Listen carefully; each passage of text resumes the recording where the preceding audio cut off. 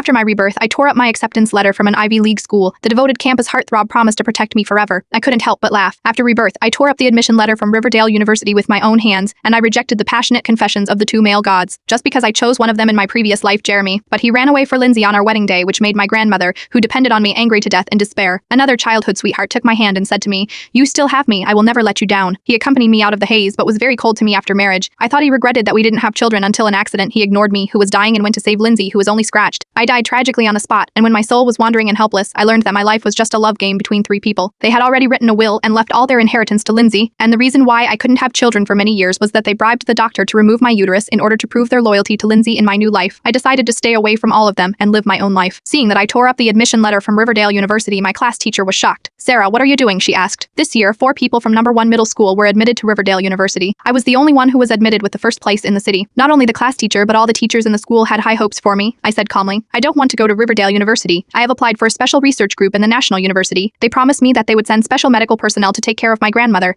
So that's the case. Well, we know very well that your family conditions are special. You must study hard in the future, fight for a good future for yourself, and repay your grandmother's kindness in raising you," said my class teacher. I nodded, and I didn't have time to feel sad about the things in my previous life. Jeremy and Sean hurriedly called to urge me to go downstairs. Along the way, I always saw people pointing fingers at me. There was also a person who tripped me when I was going down the stairs. I cursed bitch. I was confused and limped to my feet when I turned the corner. I just heard Lindsay chatting with my 2 childhood friends. I did see Sarah get off the car of the directors of Riverdale University in the middle of the night, but this doesn't mean anything. Maybe Sarah really got into Riverdale University based on her own grades. Lindsay spoke in a low tone. "She must be guilty and dare not let people know." "Yes, Lindsay, you are always deceived by her because you are too kind. A woman with such a scheming mind like her can do anything." After joining the research team, I signed a confidentiality agreement to hide my grades. Unexpectedly, this became an excuse for Lindsay to frame and spread rumors about me. And my 2 childhood friends, they knew how hard I studied for my grandmother, but they still chose to believe Lindsay's words. I smiled bitterly and comforted myself that it didn't matter. After I officially entered the school, all my identity information would be hidden by then. I could completely cut off my relationship with them. No needed to listen to these hurtful words. No needed to live foolishly in lies and deception and end up with a miserable death. I pretended not to hear anything and walked in front of the 3 people. "What do you want to talk to me about?" Jeremy changed his contempt and looked at me with a smile. "Sarah, that's great. We can be in the same school again in the future. Your efforts over the years have not been in vain." Sean also smiled. "We can continue to protect you, but 4 years are not enough. It takes a lifetime." Several little girls passing by looked at me with envy. There was no ripple in my heart in the previous life. The 4 of us went to the same university. In order to have a good future, I studied hard and actively participated in school activities, but in the end, my scholarship and postgraduate study quota were all secretly manipulated and exchanged for Lindsay. There were also rumors that I had an improper relationship with the school leaders. I was isolated and bullied for 4 whole years. At that time, the 2 of them also said that they would stand by me and protect me, but I didn't know until I died that they were the initiators of all this. In countless days of tossing and turning, I was always crying until dawn. They used my pain to make our beloved Lindsay happy. Seeing that I was silent, Lindsay spoke sourly. "Sarah is so lucky. She was